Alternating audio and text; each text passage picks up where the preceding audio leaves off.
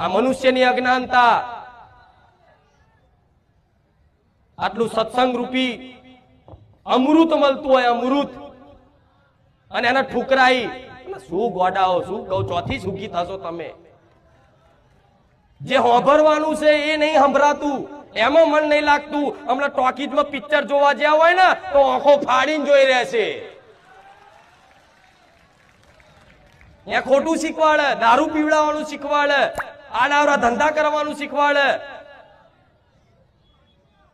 સંસ્કારથી દૂર કરે તો એમ મજા આવે, આનંદથી બેહી રહે. આ મનુષ્યની દુર્દશા છે, એટલે તમે દુખી છો.